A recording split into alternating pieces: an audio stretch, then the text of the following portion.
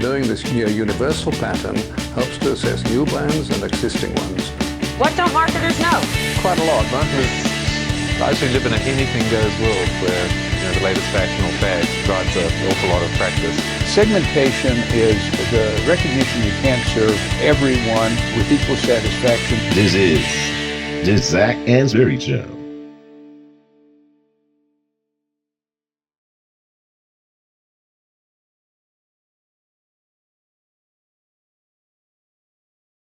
Welcome. On today's podcast, we have Associate Professor Benedetta Crisafulli. Benedetta is an Associate Professor at Birkbeck, University of London, United Kingdom. When Benedetta visited the Ehrenberg-Bass Institute, we grabbed coffee and I was instantly drawn to her optimism, intelligence, and her research. I knew she would make a fantastic guest, and I was thrilled when she agreed and delivered. Benedetta is not one to shy away from pursuing her career goals, whether moving internationally, learning multiple languages, or taking on leadership roles. No wonder she was promoted so quickly, twice.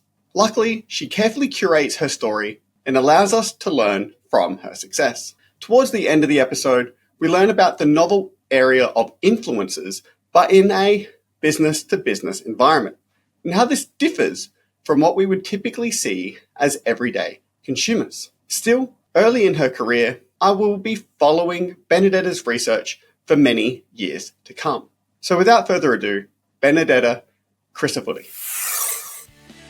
Welcome to the Zac Anesbury Show. Join one of marketing's rising stars, Dr. Zac Anesbury, as he sits down with leading academics and industry experts to explore the latest in marketing research and practice. Each episode features insights from top journal editors, esteemed professors, and professionals from some of the world's biggest brands. Dr. Zac Anesbury is a senior lecturer in marketing at Adelaide University and a senior marketing scientist at the Ehrenberg-Bass Institute. Recognized with multiple emerging marketing researcher awards, he also serves as a senior associate editor at the Journal of Consumer Behavior. Tune in to the Zac Anesbury Show for expert perspectives on marketing careers, strategies, and cutting-edge research.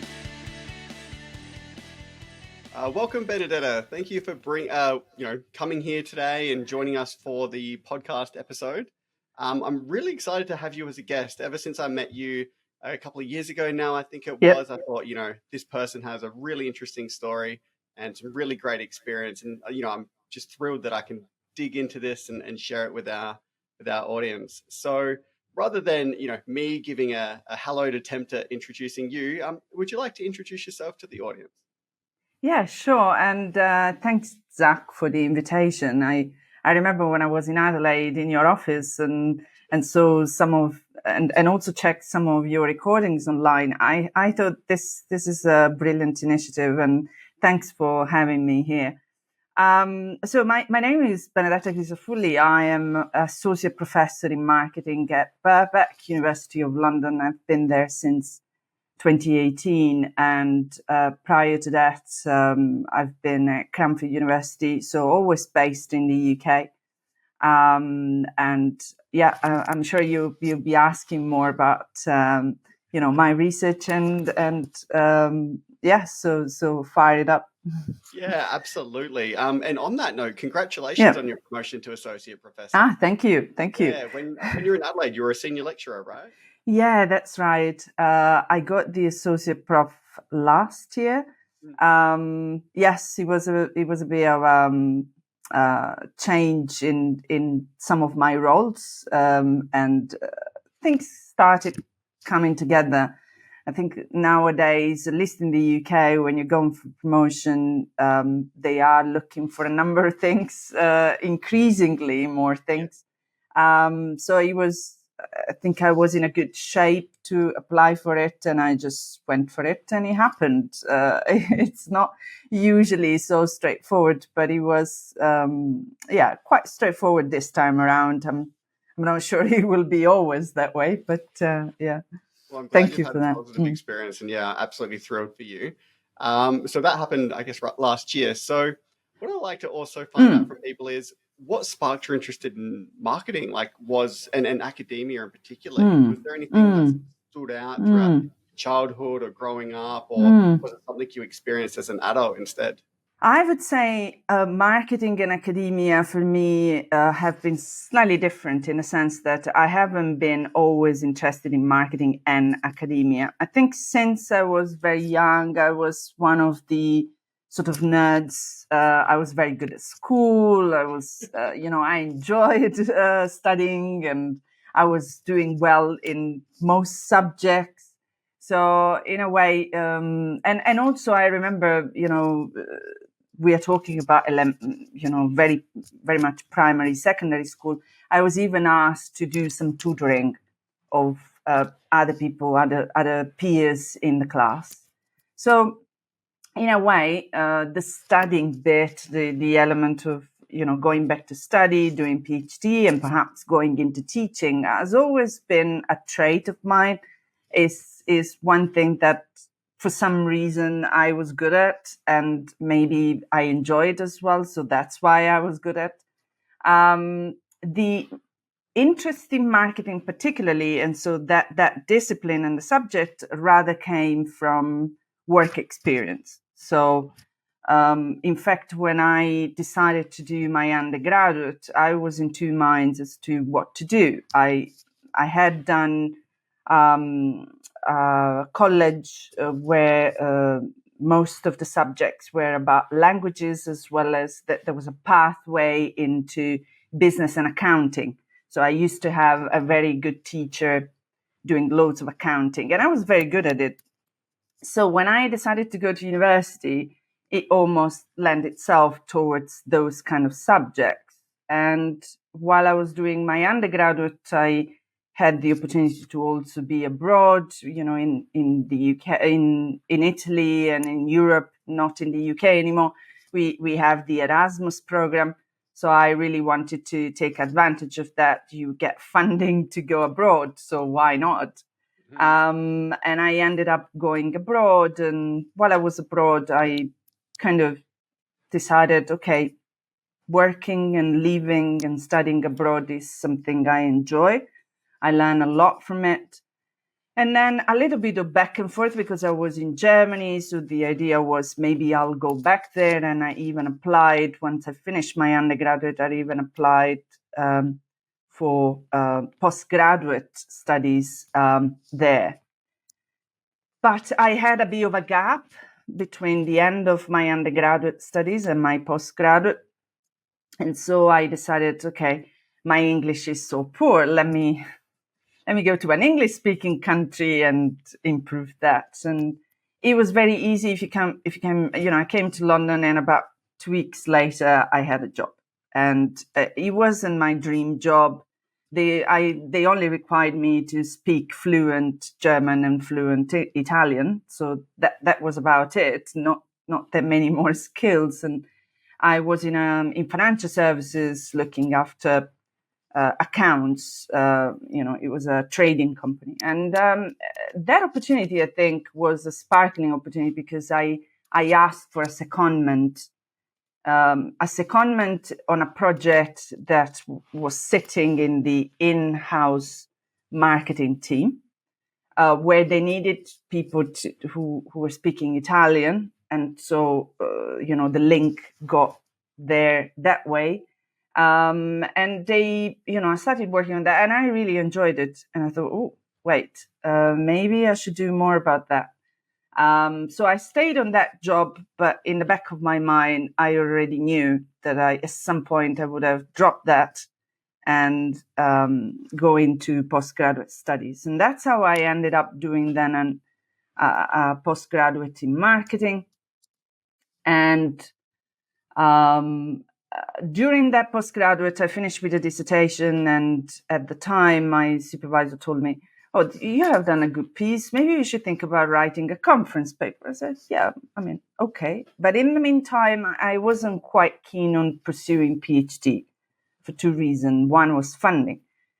And the other one was I wasn't 100% sure it was the time for me. So I was a bit in two minds. Is this really what I want to do? So I did go back to working in the private sector. And at the time, I got a good opportunity. It was a company, small company set up by former KPMG consultants. So long experience, very good people, a lot to learn from. And they got me involved in many consultancy projects they were dealing with, plus a little bit of in-house marketing for the company and promotion.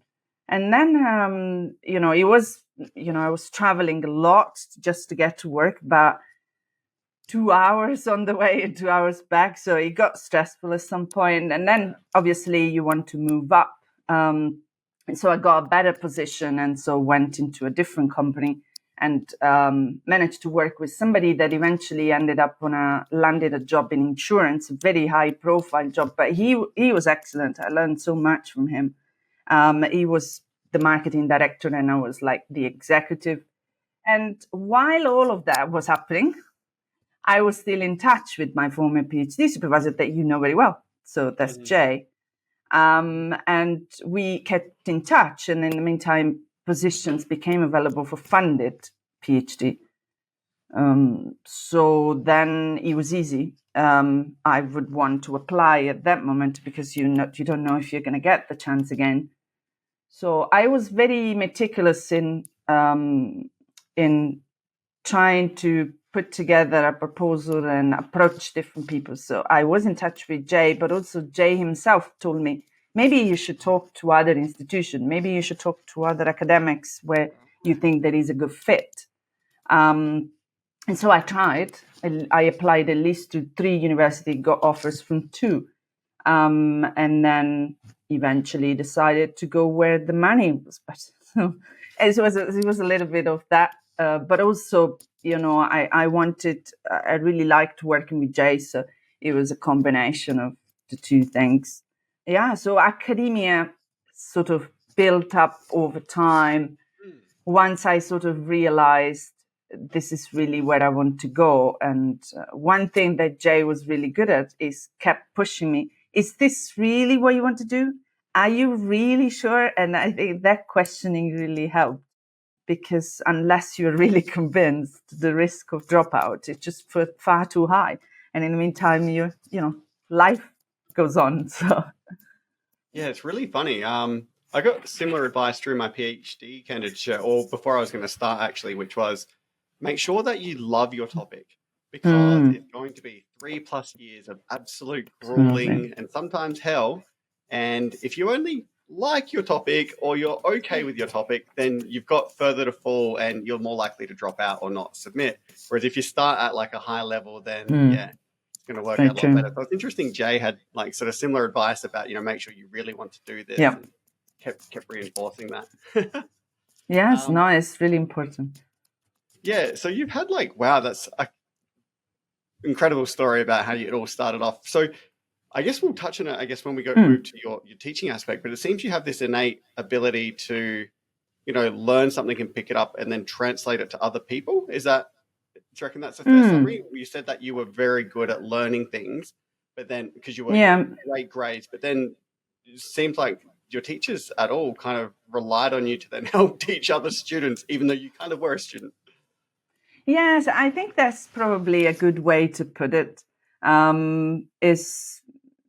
It is a skill that you weren't born with, but you kind of develop, and perhaps the people that I've been lucky enough to be dealing with people that have taught me that and who are very good at that. And so I guess I've extracted, I've learned from them, and then made use of that for myself. So yeah, I think it's a good way of putting that, and helpful in teaching, and I guess in a way also when writing papers, etc. Yeah, it seems like people who were around you and who knew you well must have picked up that character trait as you were growing up. So that's pretty incredible. So one of the things that you mentioned there during your beginning of your education background. So I'm probably not going to say these words correctly because they're in Italian. No worries. So universitia, is that how you say Università. Università. Università. Is it di Siena? Di Siena, yes. So you did a bachelor's degree in communications and mediation studies there, studying in 2004 to 2008. And part of that you completed an honours with distinction. And is it cum laude? Yes, I mean, we did the grading system is you finish with 100 and lode. So it's so you have that's how you call it in Latin, I think. Oh, Latin. Yep, makes sense. So then you moved abroad, which I think is absolutely incredible. I'm born and raised in South Australia, and I still live here. So whenever I hear of people who travel and move their life elsewhere and explore, especially moving and living their life somewhere else, I'm always fascinated, right? So you moved to Heidelberg University in Germany. That's the old historic town that looks like a magical Disneyland, isn't it? Yes, yeah, it's one of the university is probably the oldest in the entire country, and that was Erasmus. So I wish I had done more than one semester, but I was almost ready to finish my undergraduate. So obviously, when you are self-paid, when you're self-paying for your studies, then you don't want to linger on it. So I ended up doing one semester and then go back to Italy to finish it off. If anyone's in Germany, I would highly recommend you go there. It's absolutely stunning. It is. Is it an expensive place to live because it's so beautiful? I don't know nowadays, but actually it was quite affordable at the time. It's very concentrated. Everything works around the university. It's full of university students, and they have one of the biggest cancer research centers in Europe. So it's a mix of university and a lot of academics or researchers or professionals that work around the cancer research center that is based there. Is it similar to other German towns that or cities almost that as soon as the student population's there, the population plummets? Is it similar to that? Like Possibly. During summer and winter when everyone goes home to visit? Yes, it's very much like that. And they have a very vibrant, because it's one of the oldest university, they do attract students from Germany, but also all over the world. They have very specialized degrees in certain subjects. Also, some that have a very much international dimension. I remember a number of friends who were studying Islamic studies or doing some work in partnership with universities in Egypt and some other African countries. And on top of it, I think they are top in the list for students wanting to do Erasmus there because of how well known the university is in a number of subjects. Law is another one. Yeah. Now, this might be my Australian coming out in me here. Is it so? It seems to be pretty common to move between European countries to study. Is that part of being part of the EU and having access to migrate around different countries? Is it fairly common, or? To study your entire degree abroad is probably very true for certain countries more than others. I mean, Italians. Maybe nowadays we are getting more used to that, but in general, you tend to study in Italy and then make use of the Erasmus program as a way of having an experience abroad. So definitely Erasmus has worked really well because you can decide either to spend a semester or 2 semesters abroad and you get funding for it. So you get supported with some funding. In some instances where you can't make use of the Erasmus program, certain universities in Italy, but I'm sure it's the same elsewhere across Europe, they have programs where you can do post-degree time abroad. And I think for those schemes, the university where you're going to doesn't have to be in Europe. It can even be as far as Australia. So, for instance, my sister, when she finished her degree, she studied finance. She had a semester-long opportunity to go to Curtin University in Perth. So I think those partnerships are slightly different, but you need to have finished your degree So it's not in the middle of it. Curtin University is a great uni. So one of the previous guests, Professor Billy Sung, he's at Curtin University. Great guy, that one. I love seeing him every great guy. I think that's really cool. So the Erasmus program, what's the program you mentioned? The Erasmus. Yeah, Erasmus. So it takes the name from the university in Holland, I think, but Erasmus. Government funding or EU funding or? Yes, is a EU-wide partnership. So even the UK, until we had Brexit, we used to be part of it. Now we are not anymore, and some politicians that I'm not going to name decided that we were better off with a UK specific program that was not limited to European universities, that would be international.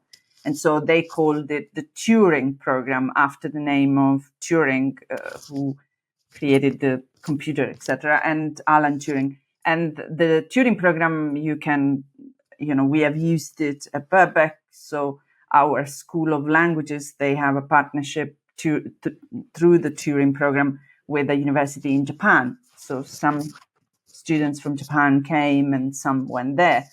But that said, I think Erasmus is much longer. It has been there for a long time. It's well established. I think is a big loss not being part of it. And there have been discussions with the new government as to whether we could re-enter in some shape or form. I think it's an incredible program to be able to fund it and experience stuff. We're slightly biased because we're in higher education, but it is incredibly valuable. And then seeing people outside of your country and mingling worldwide, I think changes the way you think. So you then moved to Kingston University for your master's degree in marketing with your dissertation. What that was for your master's, and that was a master's by coursework or thesis work, or? Yes, you do. You do a dissertation at the end of it. And so that dissertation was the one that eventually turned into some kind of conference paper. I can't even remember where we submitted. I think it was EMAC. Yeah. Sounds like, and then, so that was postgraduate MA marketing. Mm-hmm. And then how does that differ to the Master of Science? In the UK, certain institutions, Kingston was one of them, when you are applying for PhD, it's compulsory for you to do Master in Business Research. It's kind of 12 months of training into different methodologies and different ontologies, etc. So you get exposed to what's out there and how to do them and how to use them, etc. And then you finish off with a dissertation where you need to achieve at least 60% in terms of grade to be able to then progress into 3 years PhD.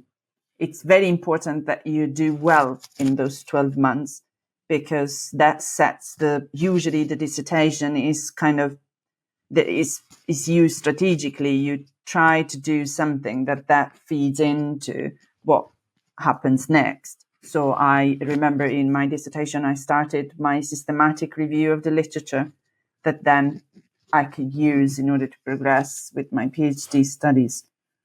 Yeah. I was going to ask you whether it was, purely like a stats and a methods based, or it was literature as well then. No, it was everything. So you tend to start with literature. So you tend to do a review of the literature, different methodologies of reviewing literature, using software for reviewing literature. And then it goes into the two path. But nowadays, one thing that, for instance, I don't quite like is some institutions have a tendency to say, well, if you think you're going to be using qualitative method, then maybe you can go deep into that. And if you think you're going to be using quant, then you go into that. Whereas actually, I enjoyed having to do both, because eventually I got to learn both.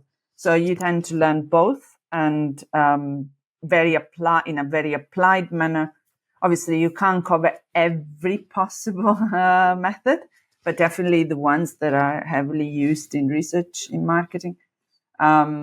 And then you finish off with a dissertation. You decide what the shape of that is, whether it's an empirical piece or it's more based on secondary data, or either in the form of literature or in the form of other types of secondary data. Yeah, I find you might be the same, I'm not sure. Learning those methods is useful, not only for your own application, but, part of our role is reviewing other people's work. And so Yeah, understanding what they've absolutely. actually I done, agree with you. whether they've applied it correctly, and then interpreting the results is super important. Yeah. Methods I don't use very often myself. I still try to at least have a basic grasp of what they're trying to do. Because as you know, some of the stuff some people are doing is quite complex. And I do very basic descriptive stuff. So you then moved on to do a PhD in services marketing. So with two different researchers that I know quite well, which is great, Jaywant Singh and Francesca Dallo Riley. What was your topic there? It started when I did my first master degree. I ended up doing a dissertation that was looking into service recovery. It was very high level. I didn't go into much depth, but that kind of set the scene for what was coming next, because I had decided that was an area where I think I could do a good job, and it was interesting. It was there was a body of work building up in the service community. I ended up going to conferences in services, so I kind of got to know people in the community. It's a small community, but very close-knit and very open also to listening to PhDs and giving feedback, etc. So I ended up doing my dissertation in that domain, and my particular focus was on looking into how service guarantees that some companies used, some of them have got 100% satisfaction guarantee. How are those policies designed, and how are they implemented when it comes to people having negative experiences with the actual delivery of the service? So it's an area, I eventually published out of PhD. I published a paper, and very recently in 2023, it was, there was a number of service scholars came together to write an encyclopedia of services by ELGA. And I wrote a chapter on service guarantee. So it's a niche area within the service domain, but it builds also on service recovery literature. Yeah. And did that sort of stem from that time that you spent during the Masters of Science? Because you said some of that involved literature. Did that feed into During the Master of Science, I ended up doing a review of the systematic review of the literature out of, based in the dissertation. And then that kind of allowed me to set the scope, define the questions, and then move forward. Oh, that sounds really useful, actually, then. Especially if you have funding, you got to be very careful about timing. So you might as well use that dissertation as a start of a 10. Maybe you get to change it slightly when you start PhD, but still you have a sense of where you're going. It's not going to be exactly where you're going, but I think it sounds so very useful. So at the University of South Australia, so we don't have an honours program anymore. I was the for masters for marketing anyway. So I was the second to last cohort to go through, and it was an 8-month program, and the first 4 months was coursework. And one of the courseworks was about, getting to know the literature in a specific domain. And my supervisor at the time was really heavily researching segmentation. So, I got really involved in that literature. And at the time I was kind of begrudgingly doing it because I knew it wasn't going to be what my actual thesis topic was, which was the second 4 months, which is all to do with duplication of purchase. And so, trotted on. And it ended up being, incredibly useful because I've published 4 or 5 papers now that have used that literature and that method. And so, 4 months I was hated doing this, right? I didn't see the point of it, wasn't sure what I was doing. Yeah. And in hindsight, it was incredibly valuable. So when you see the tangible outcome out of it, then yeah, exactly. So I agree with you that time's super valuable. So we don't do that program anymore, but we've kind of replaced it with, we give our incoming masters by research students like bridging scholarships, and that a little bit of time is to allow them the ability to get that background into that literature, to get that head start before they're officially enrolled, and that sort of countdown clock to their proposal starts.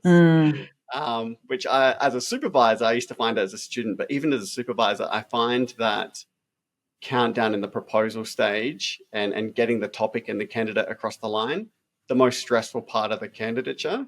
Getting them finished, don't worry about that. I'm not super worried about that, but getting them to it's the first part. I find that harder. Like, I don't know, do you agree, or do you think that's the easy part? Yes, I definitely agree. I definitely agree because it is tough. I mean, we have gone through that, and we didn't know. I mean, I remember when I wrote my very first dissertation in the postgraduate program, first time studying in the UK. I kind of got an idea, but I don't want to read that ever again because I'm sure I'm going to find so many holes in that. Yep. And it's really tough. And once you get into PhD and everybody keeps talking, you need to have a theoretical contribution, you need to have something that is managerially relevant, but also, in principle, those things can be understood by everybody, but in practice, what it actually means when you're thinking about your method and when you're thinking about the practicalities of data gathering and analysis and what it means in terms of making a contribution, it's really tough. And unless you are given the support to be able to go through that process and learn that process, is tough. And a lot in the absence of training, then a lot of the bearing is on the supervisor, and the supervisors just don't have the space and time and capacity to be able to explain to that level to that extent. So it's almost like you are assuming that somebody is kind of coming as a ready meal, they know already what to do, but a lot of those things need to be learned in the process. So I was chatting to a colleague at the University of New South Wales, and I think they have a similar thing upon entering their PhD system as well, that there is a 1 year sort of training, and he really loves it because they can see the grades and stuff like that and how they perform, that they know that their students are coming in with a base level of skill. So, they can run an analysis. They do know how to collect data. They know how to examine literature for quality, those sorts of things. And undoubtedly those skills grow, and I still think every day my skill grows. But I guess for them, it's like a comfort level of right at the beginning that there's at least a baseline of competence. Yes, and you get to you're right. You get to have a sense of how somebody is performing because all the training gets assessed with coursework but also or exams, but also at the end you get to screen. I mean, I'm not suggesting that we shouldn't be giving opportunities to as many people that want to do PhD as possible, but the reality here is that you want to avoid dropouts later on. So if somebody is not necessarily, it's almost like doing medical training. If somebody wants to work badly in hospital, but then you put them in a hospital setting and they're just not able to, then you got to be able to advise people on alternative paths. And so if PhD doesn't have to be for everybody, and it's a useful way to say, okay, is there more training needed, or is that training enough? I can progress this person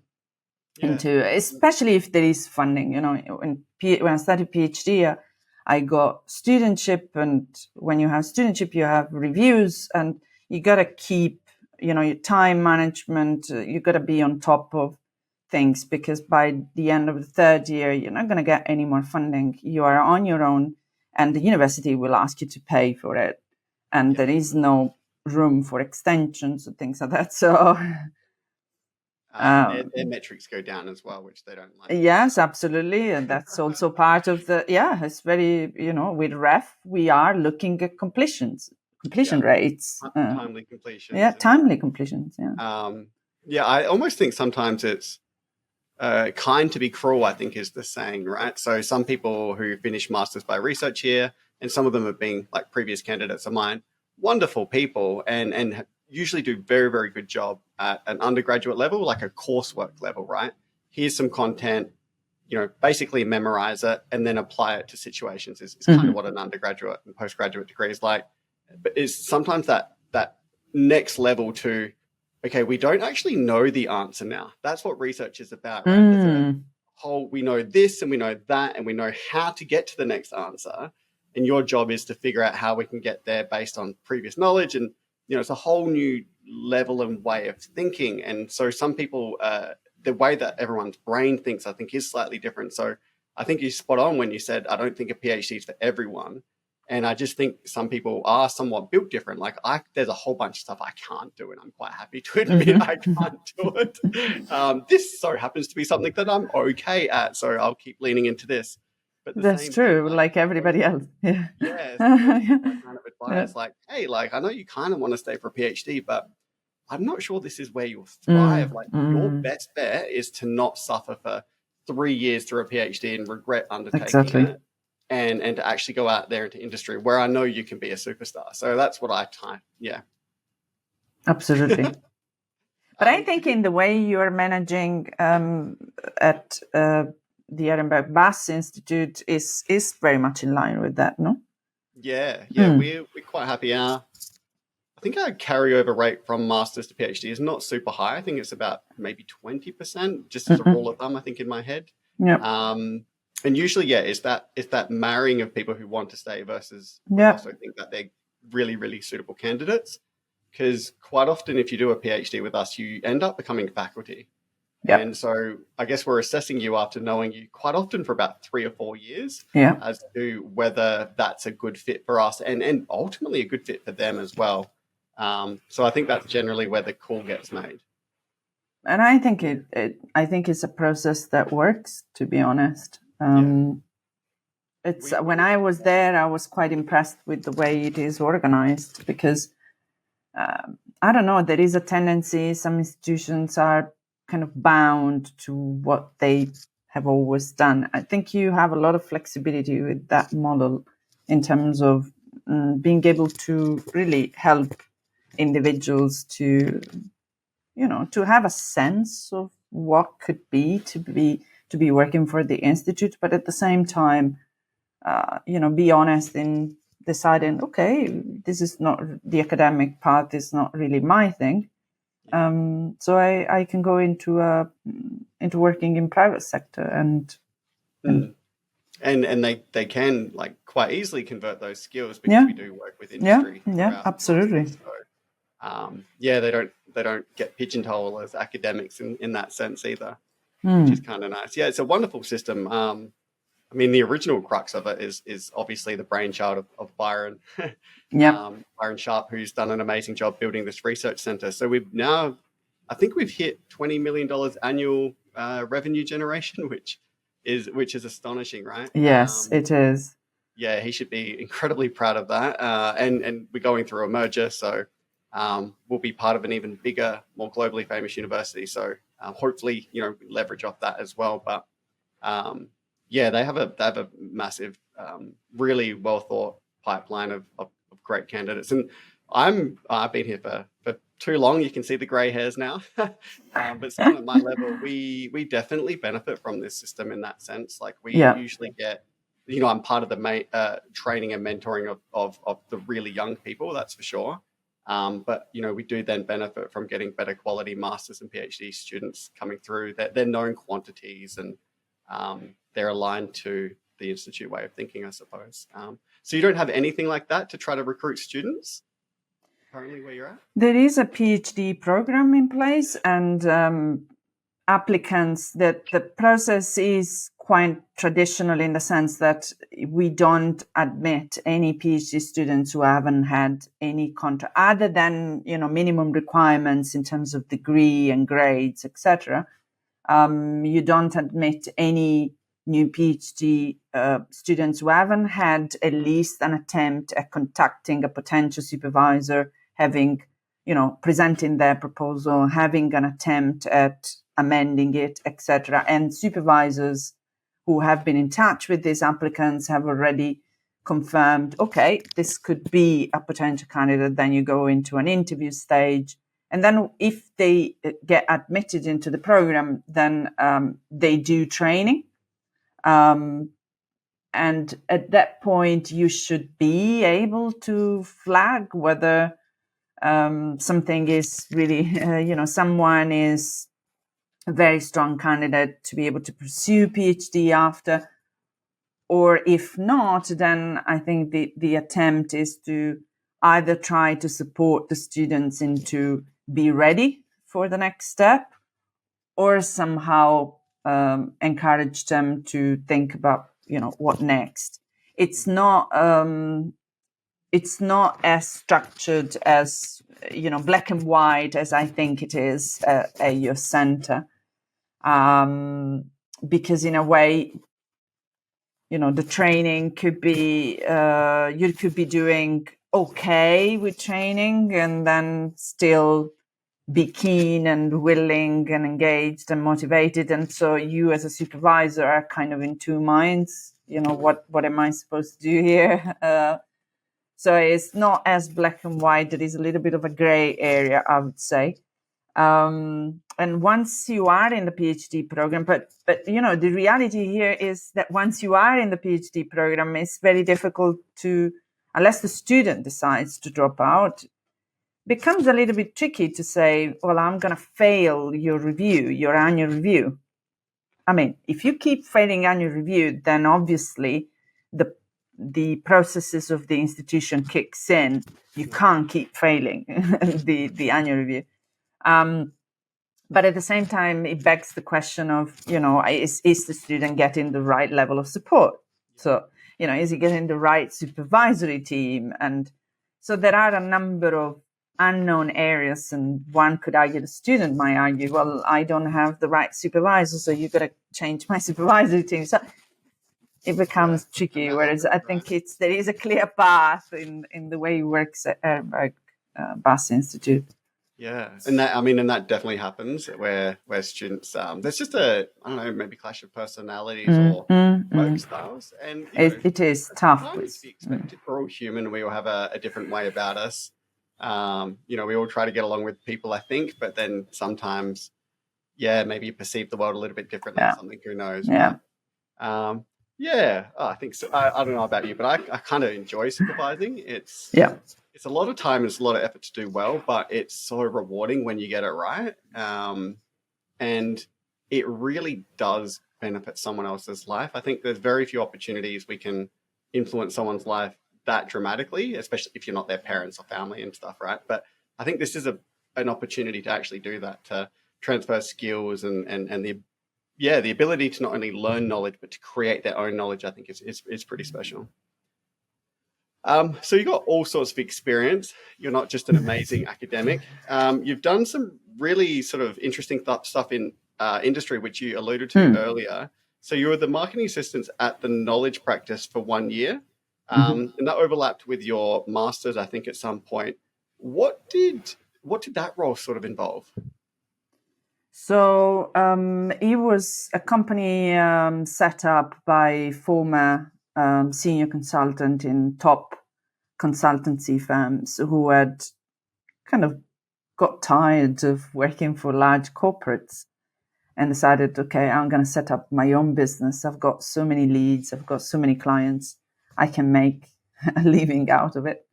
And so it was great because first they were very experienced people, no real competition in a way. So I was very junior and they were very senior. And for them, there was a little bit of the mentoring going on, right? So they they could see the opportunity to translate some of their experience and knowledge with somebody like me. I mean, it was a role that required a lot of multitasking, in the sense that I got involved in certain projects. They were working mainly with companies in 3 sectors, mainly construction. So large companies in construction. Balfour Beatty was a big client, and then IT, and then marketing and sales. So, and that was due to the fact that the 2 most senior consultants were who had worked for large companies, working mainly with these kind of clients. So they had good leads and they had good relationships, and so tried to leverage on those. So when they started projects, even from, putting together a proposal for then the client to have a look and decide, do I want to go ahead or not? They got me involved from the very start, initial meetings, putting together a proposal. At the same time, though, the company was trying to grow and needed somebody that, for instance, could look after the website, that could look after simple things. They had a CRM system where they were trying to use the CRM system to do a little bit of email marketing. I mean, bearing in mind at the time, although it's not that long ago, but at the time, social media, digital marketing wasn't as big as it is now. So we still relied a lot of email marketing. They were quite advanced already that they had a CRM system in place. Wow. So, so managing that side at the same time as helping the senior consultants with meetings, preparation of material for these meetings, holding the meetings in the office, moving forward, through moving the lead until we got a contract, and then deliver upon the contract. So it was very insightful, very tiring, very long hours. So sometimes the meetings happened at 8 a.m. And because I was living far away, it would mean leaving home at 6 and long evenings sometimes. But it was very insightful until obviously I looked for opportunities where I could also put on my CV that I had made a progression. So the opportunity, another better opportunity came along, and I just took it, really. Yeah, sounds like you learned a hell of a lot in a short period of time, and probably because of that sort of mentor-mentee relationship you had with them. And by the sounds of it, they were quite early in starting up that company. So you got your fingers in a lot of pies. So that sounds awesome. And also building good relationships. I remember, when I left, I was leaving in very good terms, and they even contacted me after, and they ended up knowing that I was doing PhD. And one of the senior consultants had actually studied at Cranfield, and I took a job there. And so there was a bit of a link there. She was an alumnus of Cranfield. So that we stayed in touch. One of them reached out to me that he was doing a project, and he asked me, do you think you can help? So it was, I think I learned a lot. I think it was very, very insightful, tiring, but insightful. Yeah. And so the marketing executive role at WineScribe, is that what you said about? Yeah. So WineScribe came along after. It's a company actually based, their headquarters, unless things have changed at the time, headquarters were in New Zealand. And they had companies all over. London was one of their main offices. It was very close to home, so I loved it because I could travel in about 20 minutes. I was there. And it was great because the role was quite clear, marketing executive, in-house marketing team. I was working alongside the marketing director. Our role was kind of twofold. One, on one side, the company was spending most of the marketing budget into events because it was very much B2B. So events were the big thing where they could promote their offering and also get leads. So we were looking after event preparation, deciding which events, delivering those events, etc. We used to have a bit of email marketing there as well. So I could translate a number of skills from the previous job into that, because they were dealing a lot with law firms and companies in healthcare. So in healthcare, God knows, everything takes ages. So when it comes to healthcare, a lot of the role was working with the sales team to build tender document, because everything has to go through tender. And so a lot of the job was marketing, supporting sales people in putting together those documents, preparing for meetings, building collaterals for that, etc. So it was very insightful. And I even, at some point, when I applied for PhD, got funding, and I had to start my master for business research, I seriously thought maybe I could do this part-time. So I went to the company and I said, can I do it part-time?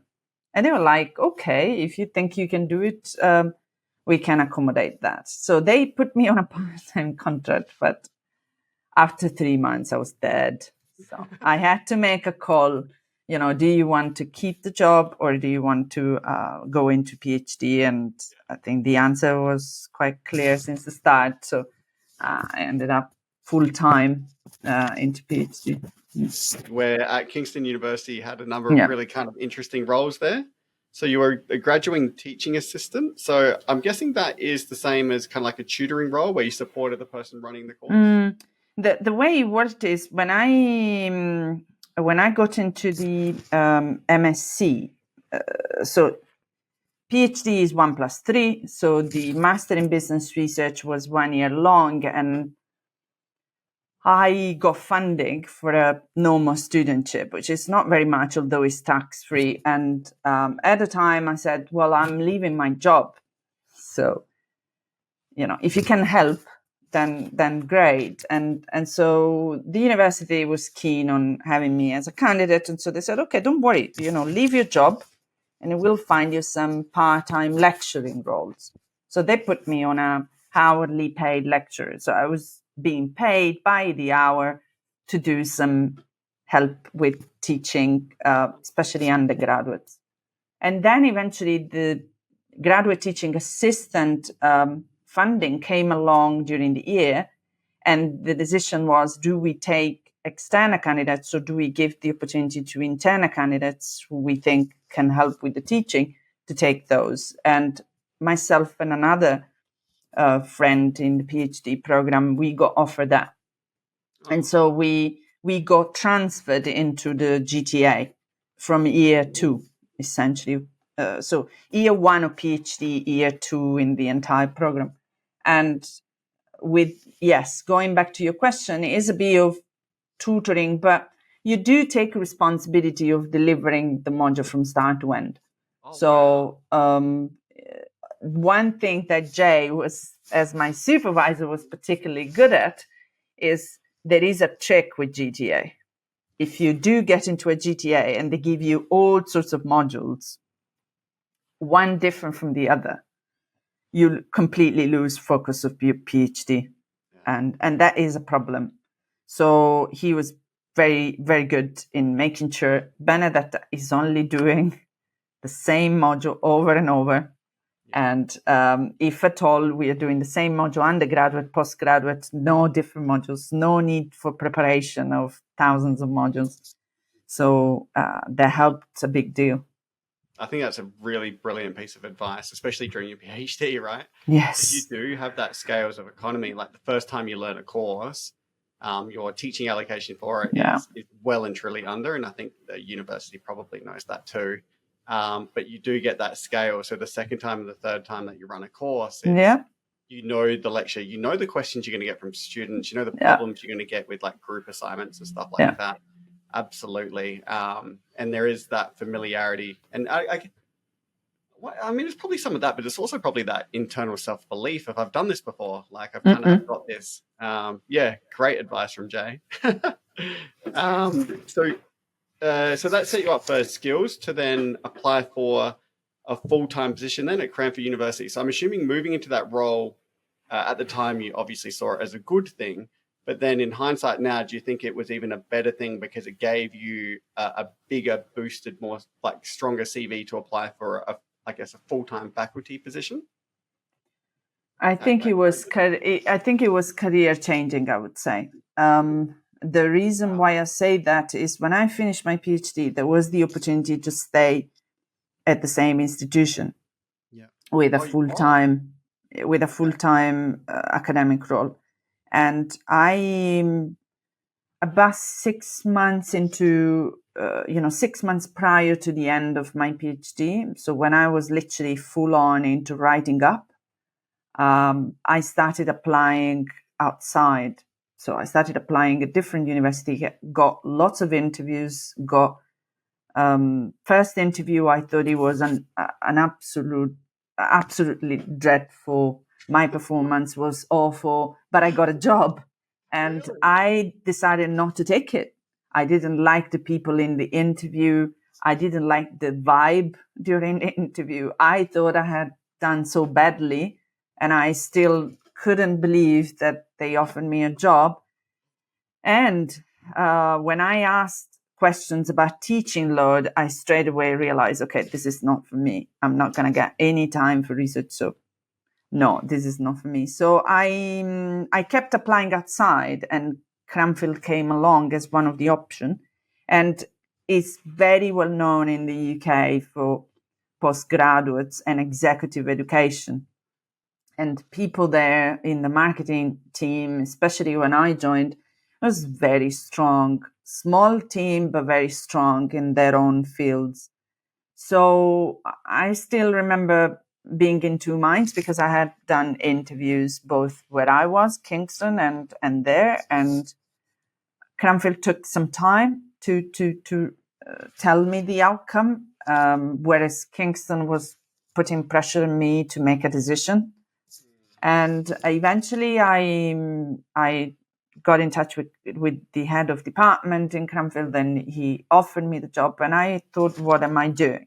What should I do? And I was given I was lucky to be given the very right advice. I think the advice was, and Jay was part of that advice. He told me, I think if you should go elsewhere, you should get the experience of going into a different institution, getting to know, expand your network, getting to know how things are done there. And I say it's career changing because first, I think the experience was great. The head of department, my line manager, straight away told me you should finish your PhD because I still had not done the Viva, and you should aim to publish at least one ABS3 by the end of next academic year. So I'm not going to give you teaching.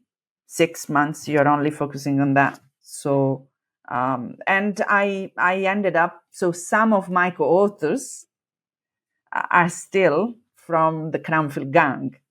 I've Radu Dimitriou is now at Trinity, Rodrigo Guesalaga, University of Hurtado in Chile.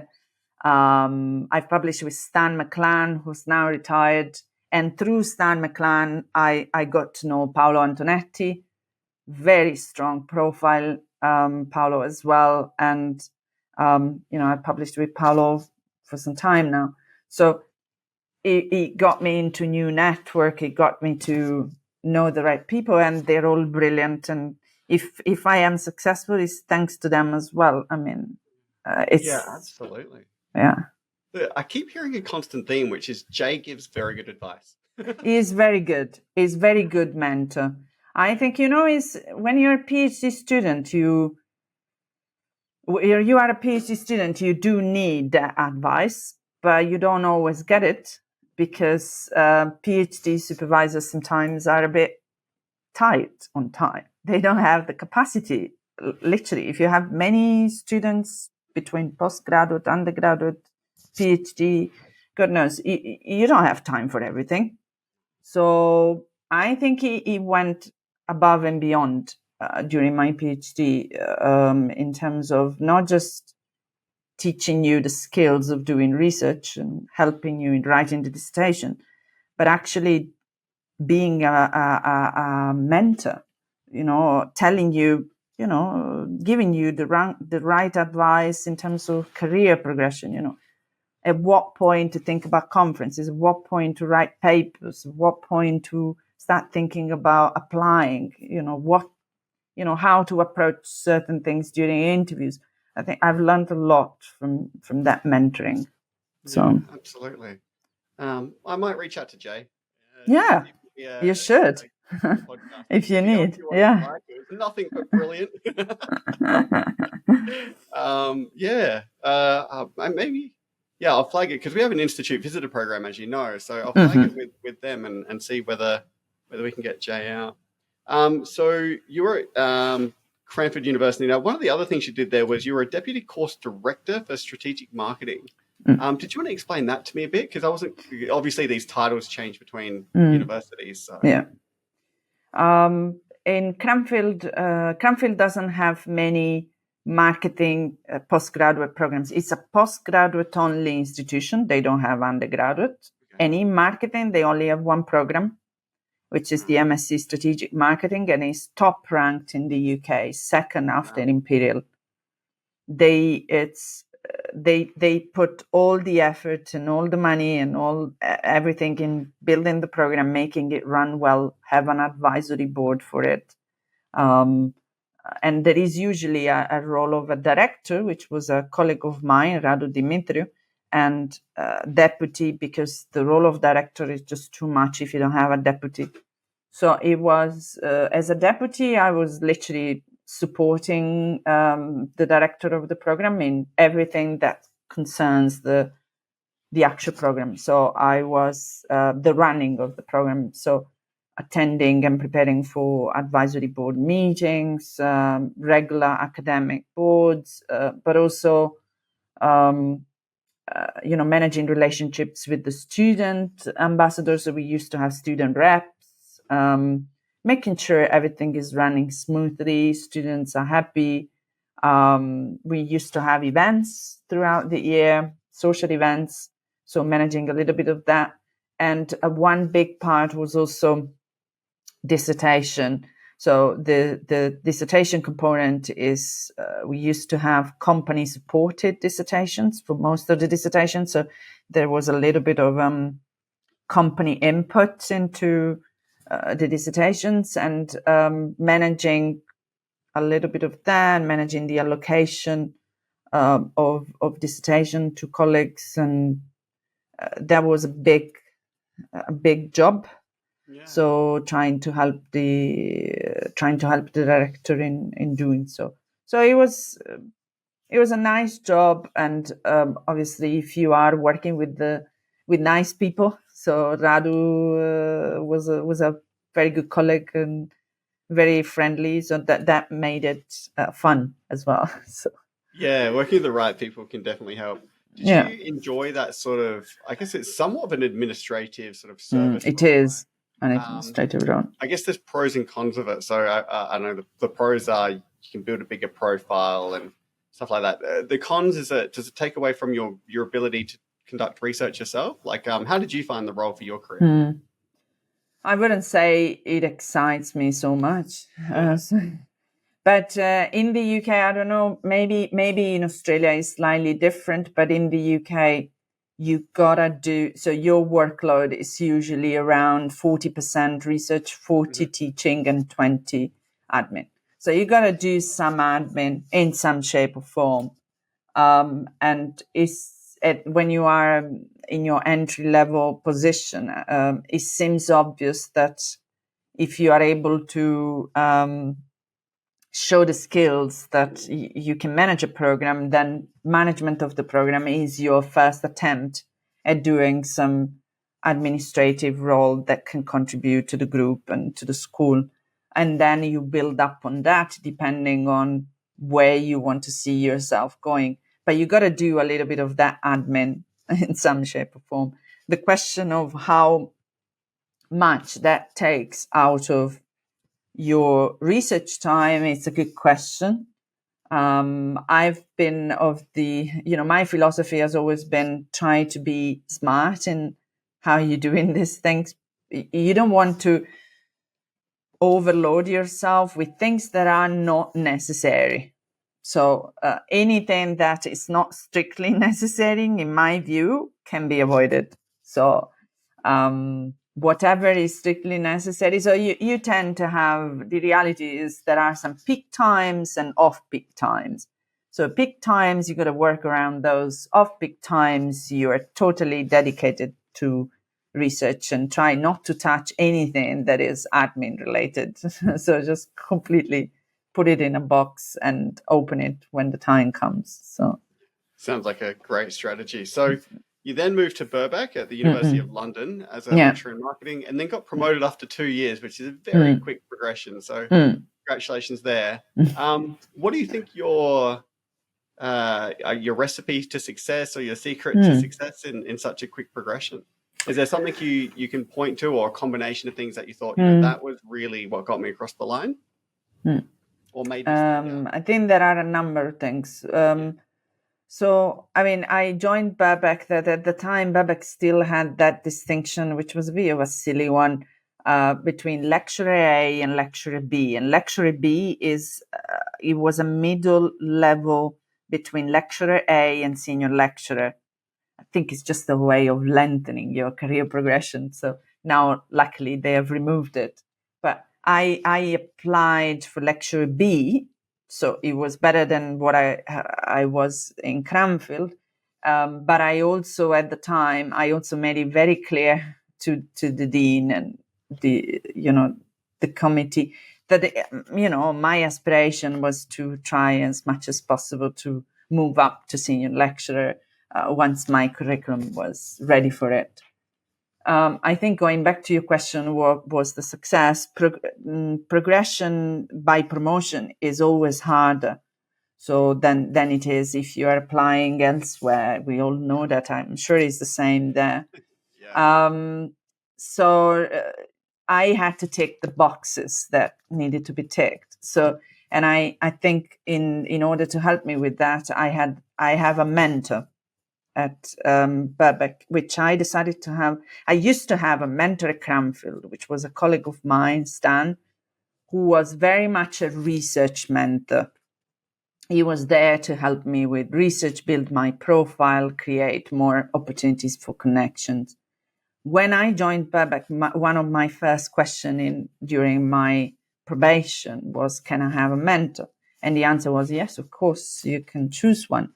And I chose a colleague of mine who is Professor of Marketing, Kevin eBay, who is the most senior in the marketing group in the school and has made a career. He has been Pro Vice Chancellor for internationalization until last year. He is very well experienced, has done a lot of funded research, and he appreciates my research, so he understands it. So I think that's very important, that they understand your publications, they understand your work. And on top of it, he's well experienced in academia more generally. He comes from Strathclyde in Scotland, has made a brilliant academic career over the years.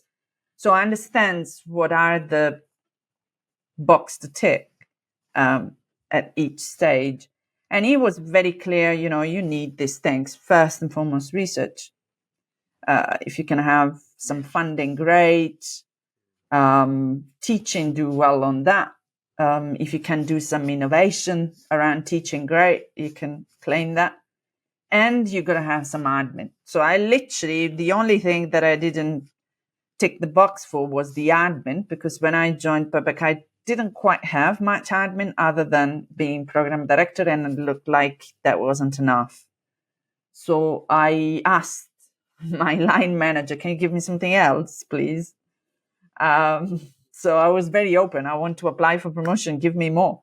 Give me something that it's useful, though. Don't give me something that is tedious. And so that she was very good and asked me, is there anything in particular you would be okay to do? And I said, yeah, maybe, I can take that role, which was a role of overseeing the applications for the department. So it's a not silly job, but tedious job, but not one that excites you very much, but also one that you can fit into your schedule very nicely. So it's versatile.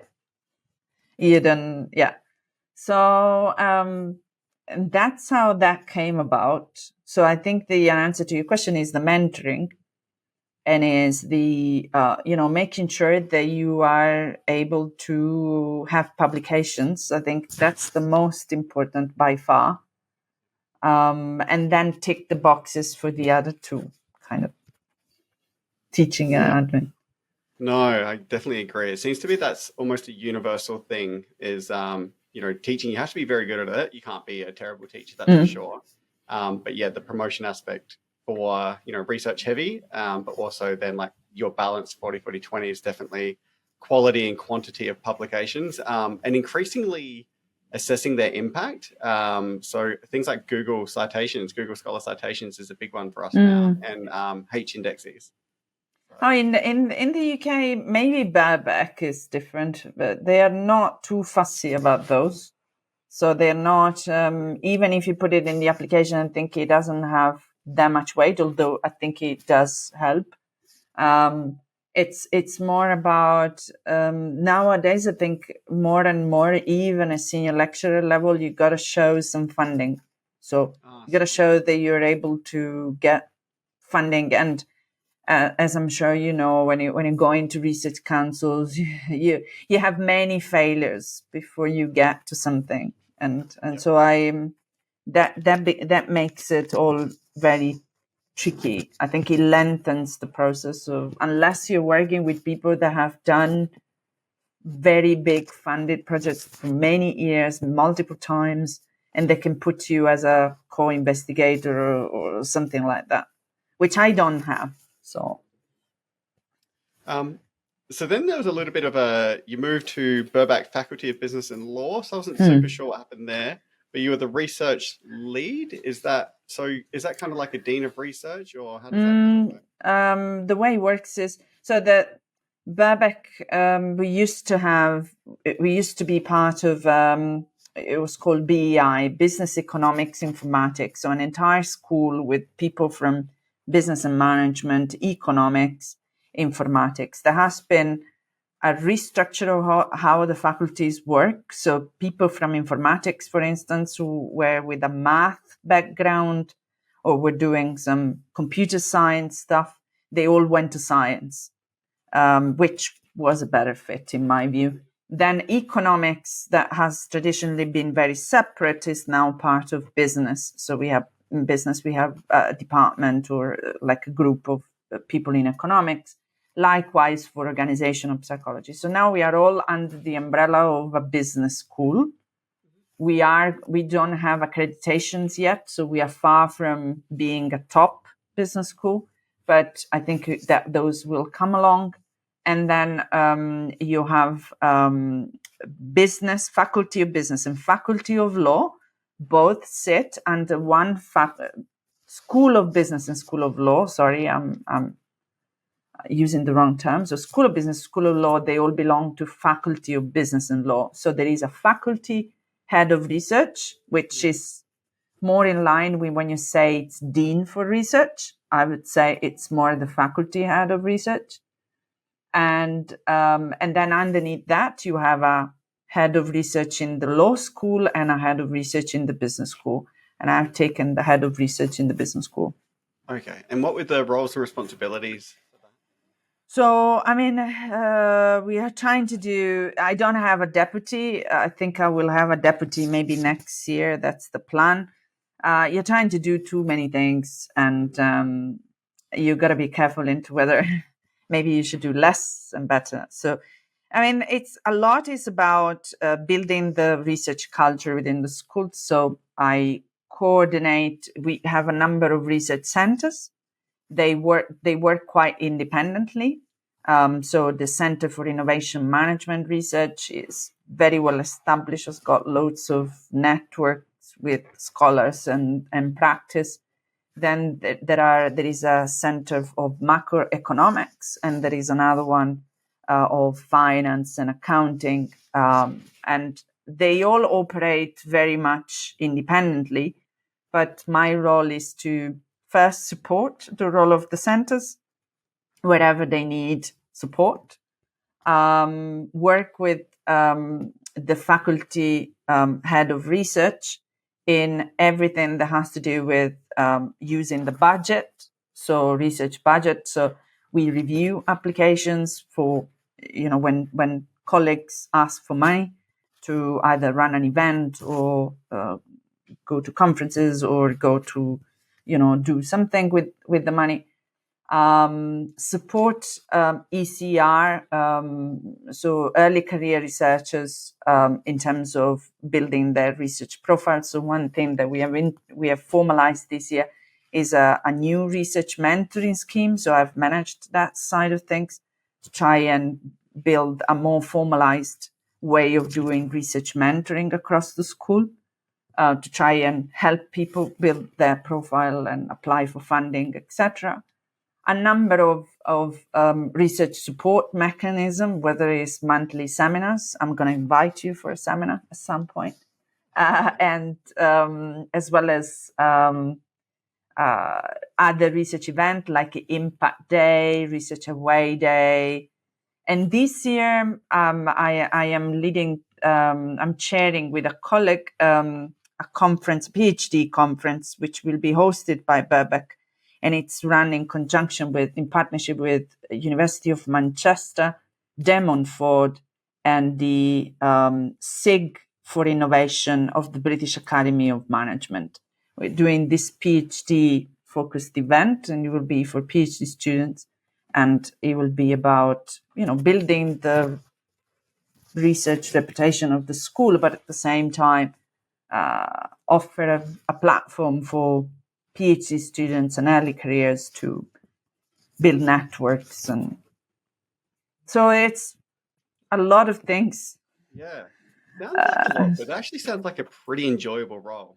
Yes, I mean, big time compared to what I've done in the past. Yeah. So I was very clear. One thing that I've learned is to be vocal about what you want and don't want.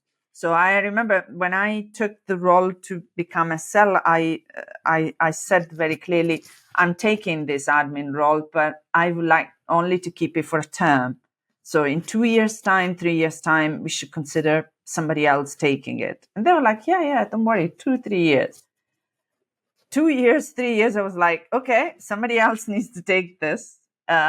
If I would like to, I can take another admin role, I have to, but give me something that is more research focused. So I was ref lead for about a year. So ref lead is preparation for the research excellence framework exercise, where you're reviewing papers, submitting those for review, and on the basis of which universities get government funding. Yeah. So it's very important. It's an evaluation of your research output as an institution. References from journals. Say it again. It happens in Australia. So papers that have been accepted? Yep. That's cool.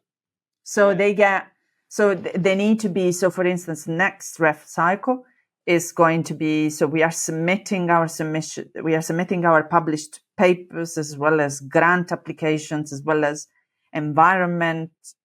research environment stuff initiatives by 2028. And the ref cycle is from mid-April, May 2021. So everybody, if you want to be in ref, you got to have a certain number of publications by 2028. And then those get reviewed internally by a panel, and the panel decides the top ones, the top rated ones get submitted and evaluated by an external panel that decides, rates them, and on the basis of that allocates funding. Yeah. Oh, that's It's a massive job. Yeah. If you are ref lead, but also one that somebody needs to fill. So Yeah, no, well, your current role sounds More exciting. Yes. more exciting. Yeah, probably a good way to put it. So all of that, was that a huge leg up into getting promoted to associate professor? Yeah. Because once again, you did that very quickly, which I think is super impressive. Yeah, really. So is that, I guess, what advice would you give for early? The associate prof promotion was a mix of, so I had new publications since senior lecturer, and they were good ones, and I had some funding from the British Academy. So funding was definitely, without funding, I would have not got it. And then taking this senior roles, so ref lead and now research lead, yes, definitely they have added to that. Yeah, because some advice that you get is, to promote you to associate professor, you have to be doing that role already in a way. So it's not, I will do it if you give me the position. It's, I'm doing that position already. You're right. Role. Yes. And that seems to be kind of what you were doing, because what you described there, it seemed to be quite a senior role, and you were doing it as a senior lecturer, and then that obviously, got you to the associate professor. So it's the horse before the cart, I suppose, is a good way to put it. So you're a very strong researcher, so I'm pretty excited to speak to you about your research. I know you said Google Scholar is not super important at your university, but you do have quite a few Google Scholar citations and an impressive H index. Like I said, that's what we get it based on, so that's the sort of stuff I look at. The article that I want to talk about today is called Competence is Power. How digital influencers impact buying decisions in B2B markets.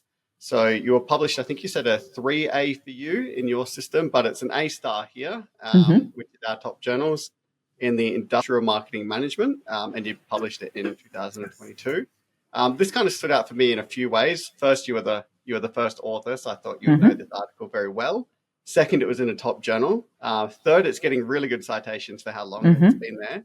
And fourth, it's a topic that people love, right? Influence is very big, very topical. And that novelty in the B2B section, really stood out to me. So, I'd love to talk to you about this article. Sure.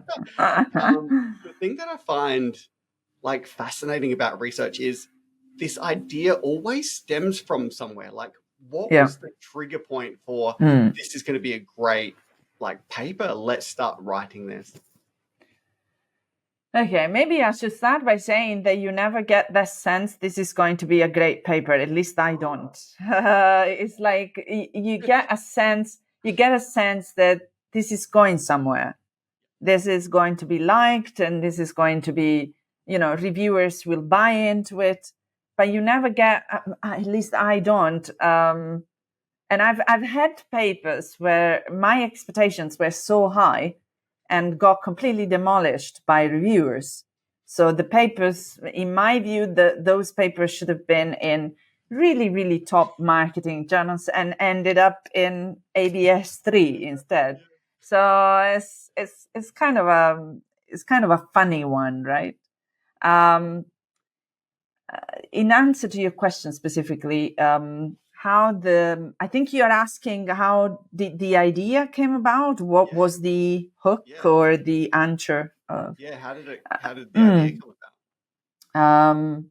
It was a mix of things. So in 2020, we had written, with Jay, we had written a paper in Journal of Business Research on influencers and influencers in crisis. And so the idea there was very much, if I leverage on a partnership with influencers in order to turn sentiment around when I am undergoing a crisis as an organization because I've been accused of some kind of misconduct, is that the right strategy to go, or does it backfire? And we were very excited because at the time, if you see, I've done a review of literature in influencer research, not just marketing, because other fields have picked on influencer marketing also in computer science. And so if you see the trajectory, 2020 has been the year when you see the curve going up. So it's from 2020 that things started picking up year on year. And so in 2020, that paper was quite novel. And we thought, oh, wait, this is really picking up. This is going to pick up as an area, and we can be at the forefront of this. So let's do more on this, right? So that was the idea. The reviewers liked the paper very much. The review process was very pleasant in a way.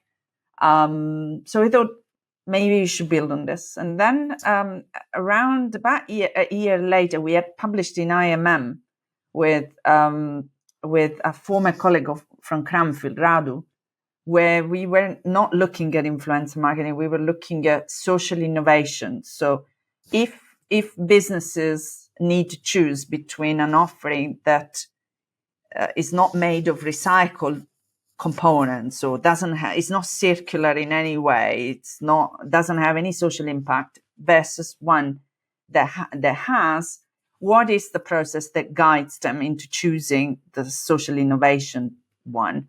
And what seems to be working when you're launching a social innovation? What seems to be working best? And so in that particular paper, the reason why I'm mentioning that paper is because we were looking into a novel area in business-to-business markets, and we had tested some theory from consumer research that had been applied in consumer research and tried to test it in a business-to-business domain. And it worked really well as well. So we thought maybe, there is something going on here. On top of it, we had been monitoring what is happening in the space of influencer marketing, and we realized that actually this whole area of digital marketing is not something that is very specific to business to consumers, because it's happening in business to business as well. And a lot of we then started digging into the business to business literature, and what you see is a lot of the literature based on some mostly qualitative studies tries to understand how do companies in business to business use social media.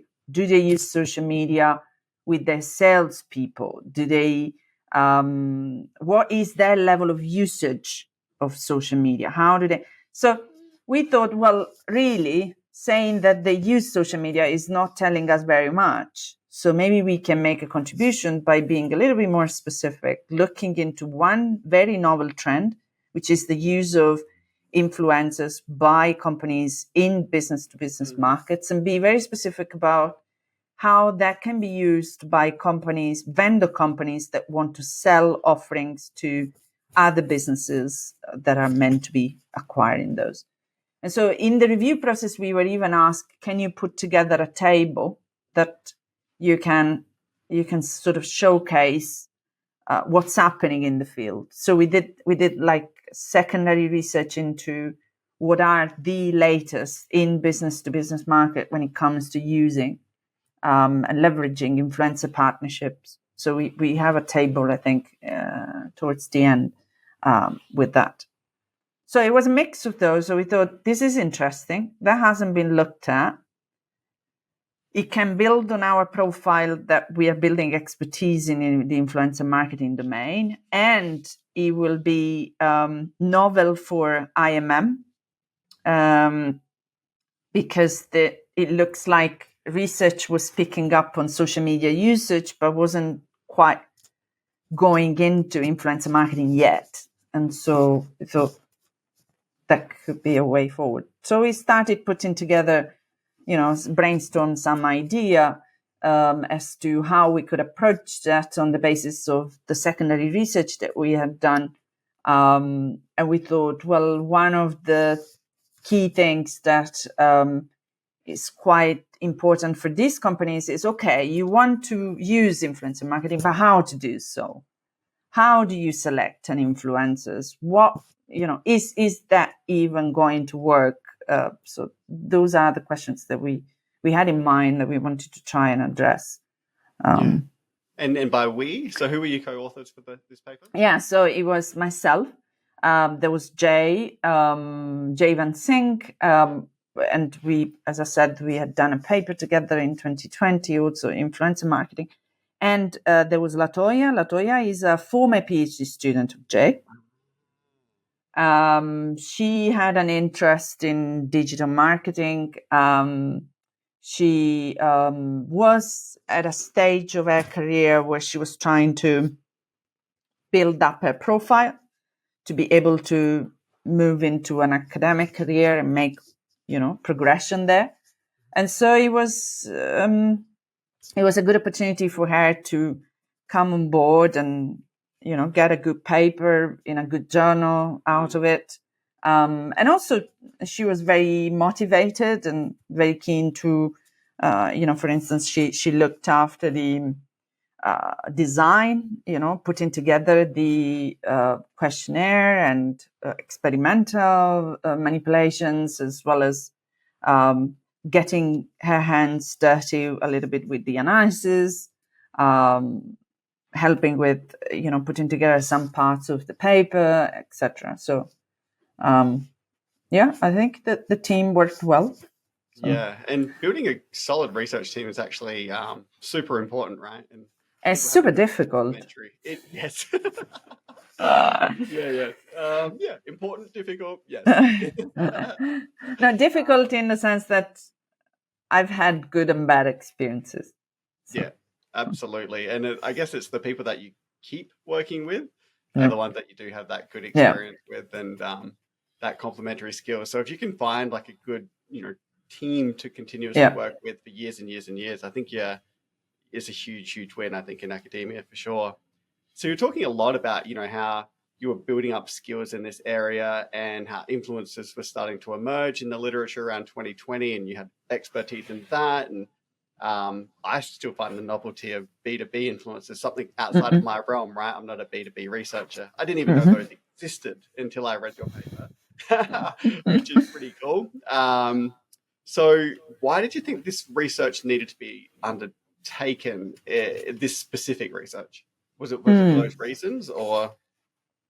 I mean, one could argue, and reviewers would always have that in the back of their mind, if there is research in B2C, then are you just looking at another context? So why do you even need to bother? I think that, it's a fair question. We should be asking ourselves these questions. But our answer to that question was, wait, in B2B, things are different. And if you see also, if you read the literature, we have read literature, and at the time, literature was speaking up in business to consumers around the idea that influencers, as long as they are trustworthy or have an image of being trustworthy or being attractive, they tend, especially attractiveness, they are successful in building what the literature calls parasocial relationships. So you are building some kind of relationship with these social media personalities, almost like you would do with a celebrity seen on TV. So it's similar to some research in advertising research that talked about parasocial relationships built through media, through TV. And now you could argue that makes sense for consumers. It does make sense when it comes to, you having to purchase any type of simple product, a beauty product, and trying to search for some advice online. And maybe you get into an influencer that is a big enthusiast about a particular, type of makeup or something. And you get to follow that influencer and eventually get to see also their personal life, for instance. When it comes to B2B, things are slightly different. Why? You have two parties. So you have a vendor and you have a client. Usually it's the vendor that wants to sell the offering to the client that needs to somehow leverage on some form of social media, including influencer marketing. And the client that needs to make a decision most likely is making that decision as part of being in a buying center. So needs to make the decision by having the sign off from people maybe more senior than him or her, and needs to take that decision by consulting various different people. But most importantly, it's a decision that by nature, because you don't tend to buy the single product, you might have to buy in bulk. It's a decision that has inherently more risk because financially it's also different. So on that premise, in our view, the complexities and the mechanism by which an influencer could potentially be effective at shaping the decisions of purchasing managers was different. So it was all about trying to reduce some level of uncertainty, some level of risk that people have about whether the product will perform, the offering will perform as it should, and you are taking the advice from somebody that seems to be genuine and have good intent and seems to know what he's talking about. So I think on that premise, we thought, well, there is a case here, and reviewers did seem to agree on that idea. And it was one part of the review process is laying down clearly who are the actors, and because we initially, we just assumed in the way we wrote the paper that, reviewers will know what we're talking about. But actually there was a lot of refinement in defining actors and what exactly is the mechanism going from where to where kind of thing. So, yeah. Yeah. So really, I think, fascinating sort of study. How did you go about collecting data in that sense? I think there were 2 studies, right? Yes, both experiment. I mean, IMM is an interesting journal. It's a lot of the literature, maybe not the journal in general, business to business as a tradition of collecting a lot of qualitative data. So a lot of qualitative studies where you are speaking to salespeople, key account managers, or and it's very insightful, very managerially relevant most times. For us, we did not discard that option, although first, most of our research is experimental. Second, we thought what we're really interested in here is if we are able to pinpoint exactly what elements of an influencer presentation and impression the influencer makes when providing that endorsement or supporting that offering is more effective relative to what. So if we are able to do a comparison and be able to assess in some, call it clean way, which element of their presentation seems to be working most effectively in creating a certain impression to purchasing managers when deciding about the offering. I mean, it's not a method without limitations. You could argue that you still want to do maybe some further studies to assess, to reinforce and strengthen external validity. That is comment well taken. But the idea of doing the 2 experiments is because in the first you are trying to assess first the main effect. So whether there is really a difference in the impression that the influencer is able to convey and how those are affecting decision making on the part of the purchasing managers representing the client organization, and how that process works. So what is the psychological process that by which that impression influences decision making? And in the second one, we try to test conditions under which the effect holds or doesn't.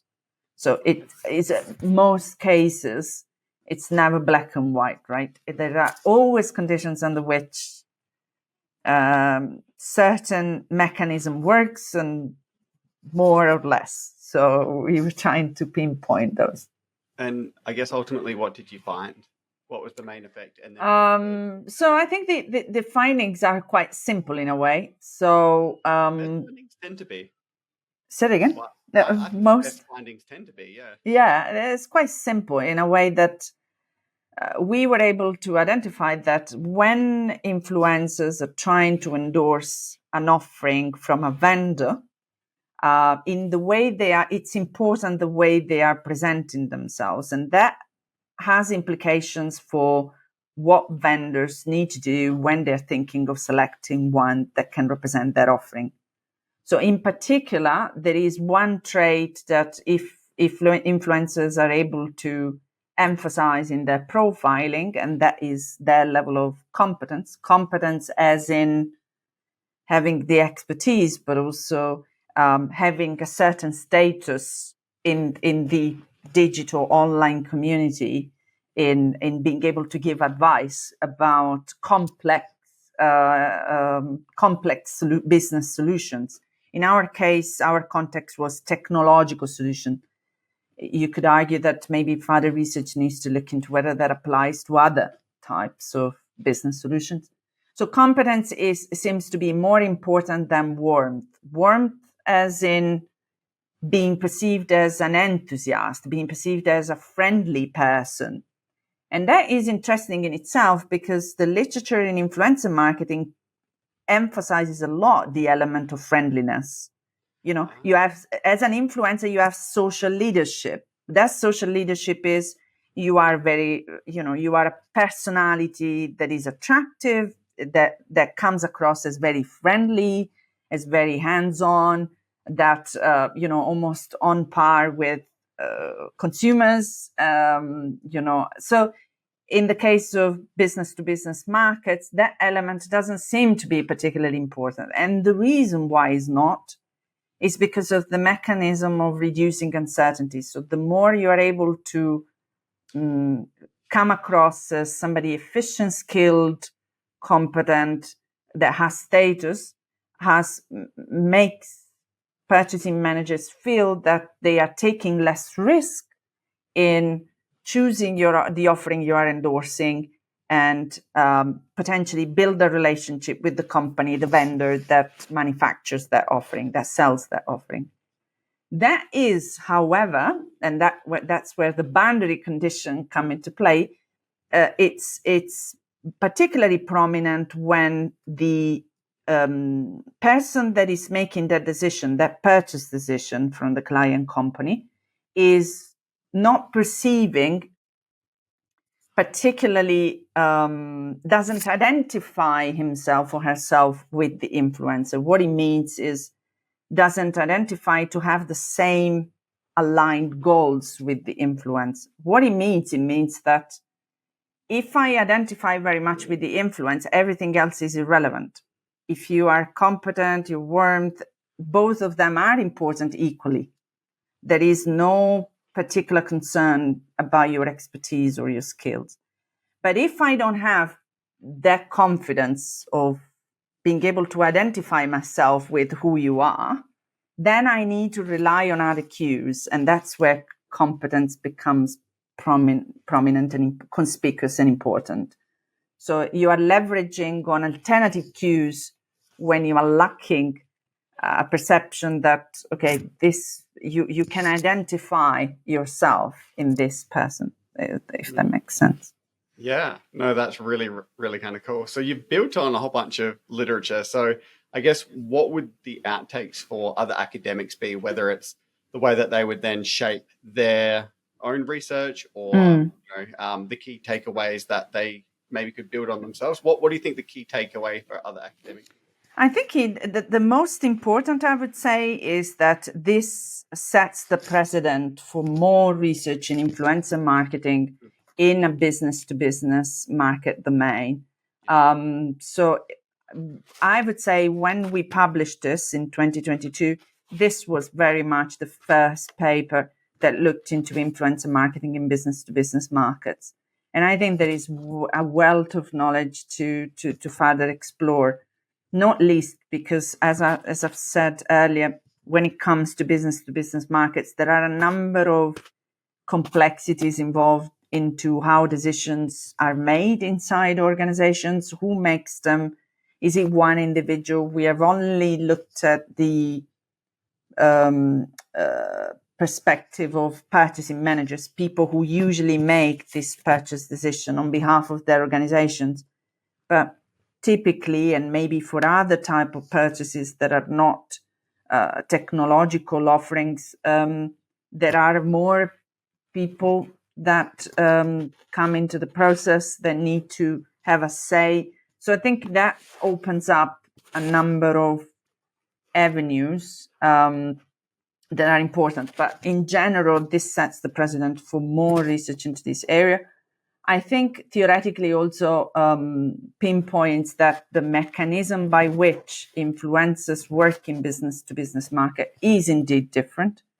And the element of risk and uncertainty reaction is at play, as it often is in business-to-business markets, even when you're dealing with these social media personalities that seem to be building parasocial relationship based on what we know from consumer research. So absolutely. And what about if you were, working in industry? What should I be taking out of this research? I think the implications are mainly, in my view, and I think we have pointed them in the paper as well, is mainly for two stakeholders, I would say. One is the vendors. So when you are seeking to promote an offering and doing it online, if you're thinking of leveraging on influencer partnerships, then the paper and the findings are kind of giving some steering into what aspects you might want to consider in deciding which influencer to select.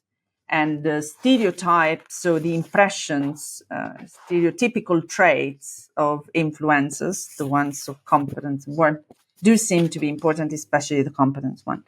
The second one, also for vendors, is the question of, how do I capture identification? So sometimes it's not easy to capture, so you might have to use proxies for it. But being able to know who you are talking to, it's important, because that means competence might be more or less relevant. And if you are an influencer yourself that wants to build reach and wants to build leads into business-to-business domain, working with vendor companies, then it's about how you present yourself, how you prepare to be perceived and create an impression of competence, and also promote that in the way you are building your profile and your image online. So I think these are the main takeaways, I would say.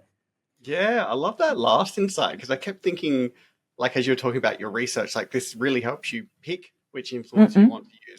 But then flipping that and being like, if I'm an influencer, how do I want to, pitch myself and present myself to the world? I think that's really cool insights. Really, really cool. So you did this in 2012, and you said you're at the forefront of this. So, I mean, if you're working on a paper, you don't have to give that away. But what would you like to do in this situation going forward?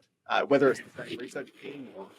I mean, are you suggesting what would you do next in the influencer space, or keep building in this research area? Yeah, I mean, we got British Academy. We got a British Academy small grant. Jay is also on the paper. I'm the principal investigator, but it's a team effort, and we are first doing some work around mapping out the domain and where is it going and where are areas for avenues for further research. And a second part is also looking into some of the under-researched, potentially, caveats of this whole phenomenon when it comes to what influencers are and what is their impact on receivers.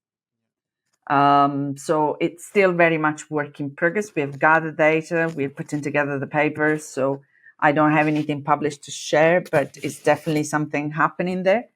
And I personally, I would also like to continue working on this. There are very many dimensions that the phenomena that are still left unexplored in the phenomenon, about this phenomenon. And one aspect is that I'm hoping that eventually I will be able to maybe get some funding to look into influencer as a job, and what it means as a profession, and what are some of the pros and cons of this profession. And so there is a lot more to explore, and I hope that maybe when we have our conceptual paper out, there will be a very clear list of avenues for further work that people can build on.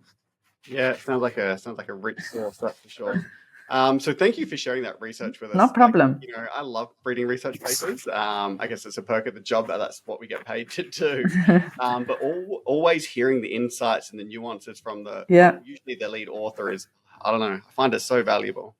I appreciate spending. No problem. Recording with us. A pleasure. Questions, if that's okay. The first one is, we're academics and we love to read. Is there any sort of books that you would recommend? Now, they could be like marketing books, or they could be books that you've read that help, build your life or the way you think or anything like that. Do you have any kind of book recommendations? It's an interesting question because, I've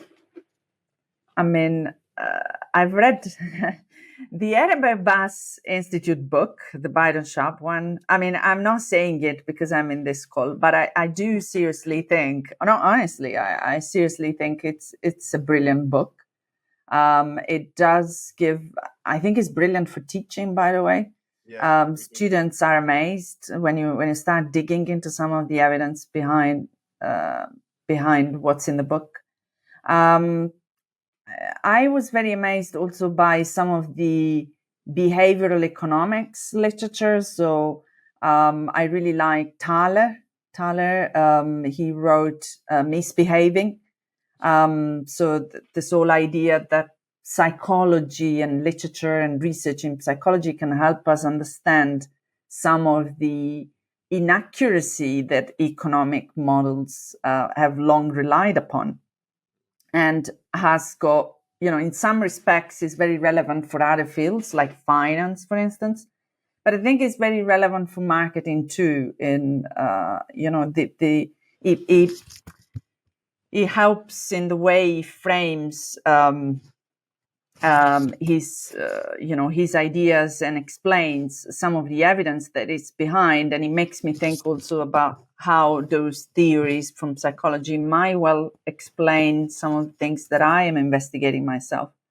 And I think one other book that came to my mind now while I'm talking that I read heavily during PhD is actually coming from sociology. It was written by Homans. He wrote about the theory of justice. It's quite amazing how such a theory that applies to literally justice in the world, justice in our salaries, and justice in society applies to so many different phenomena that we are investigating in marketing as well. So I used the theory myself when I wrote PhD, in my own PhD, but it applies. I've seen it recently applied in project management, which I was like, how's that going to help in project management? But it does. How perceptions about justice or fairness influence how certain decision makers make decisions when it comes to delivering very big projects. Those, I think, have influenced some of my thinking, but I'm sure there is way more to read that I haven't read. So there's another book you could plug, right? You have a textbook, is that correct? Oh, yes. You can pick that one, but I don't think it's probably the best. I've read better books. Sure. So you have a really unique perspective because you did work slightly in industry for a while and then you've moved into academia. So, because some of the audience is they're kind of split. So there's sometimes they're young academics who are undergraduate students who want to go into industry, and all looking to start an academic job. What would your advice be for them to break into the industry on both sides? Both academia and practice. From practice, I'm sure I think you have had speakers in this program with a much lengthier experience, and I'm sure that they will be in an even better place than me to provide advice on that. But in general, at least if I look at the UK context, which is the one that is most familiar to me, more and more internationalization is becoming important, how much you have knowledge and experience in many different markets. It's very important, but also I guess one aspect that I've learned also myself when I went into marketing roles is it tends to be, at least in the UK, tends to be quite industry specific. So you got to choose which industry is the one that suits you and try to be as knowledgeable as possible of everything that is happening in that industry, because that is extremely valuable. I think multiple skills. So being able to master marketing, but also maybe numbers, especially with the digital analytics space in which we are living. You got to deal with numbers as much as you're dealing with creative bits. Once in the job, one advice that I always give to my students as they, build their career in private sector, and maybe they come and ask me, is try to leverage on the idea of secondment, which at least in the UK works really well. You could start with a job that is not really your thing, but then you have a foot in the door and try to, once inside the company, if it's an organization that you like, then try to ask them to be put on secondment for roles that are more exciting, more motivating. And usually that works well, because if they see that you're doing well, then you can easily move. In academia, I think definitely starting from PhD, you gotta start thinking about your publications. If I got the job at Cranfield, it was only because I had an award at a conference. I had a book chapter published and a paper published. There's no way I would have got a full-time academic position, even with teaching in my bag. Teaching is important. I think we are underestimating that. There is a tendency to think, well, somebody will gain the teaching experience later. But actually, 40% of our time is teaching. You've got to master it. So both are important. But I think, especially for a research-intensive institution, there is no way around not having publications. So that is going to be first in the list. Yeah, absolutely. I think those are very, very good pieces of advice, especially like for the academic one. Yeah, you probably won't make it past the desk rejection stage if you put in an application for like a level B lecturer position anymore. It's becoming that competitive. And as you alluded to at the beginning of our chat, like those even the promotion criteria for moving from a lecturer to senior lecturer or a senior lecturer to associate professor, it just steadily inclines year after year. And funny, say it again, Zach. Kind of like inflation. yes. But it's funny to get a sense of how competitive it is. In the UK, the funders, maybe in Australia, they work the same way. Every year they open funding schemes about postdoctoral opportunities. 3 years fully paid, where if you have finished your PhD, you're trying to make a step into a full-time academic career, you're kind of in a limbo. You may get a postdoc working on a project you want to work on, get funding in the meantime, build the publications, and be ready for a full-time. If you see the applications that you get from some institutions, especially the top ones, there are some postdoc that get the postdoc that they are ready for academic position. They already have top publications. So there is no way that, if they get only a postdoc, not even a full-time academic position, there is no way that you can go into an interview. You're competing with those people, you see. So, yes, 100% agree.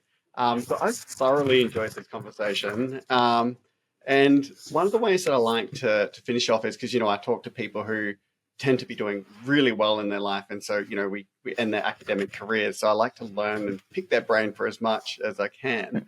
But the last thing I usually like to end on is, do you have any life advice or quotes or phrases or, something that you use or rely on that you think would be valuable and useful to share with everyone else?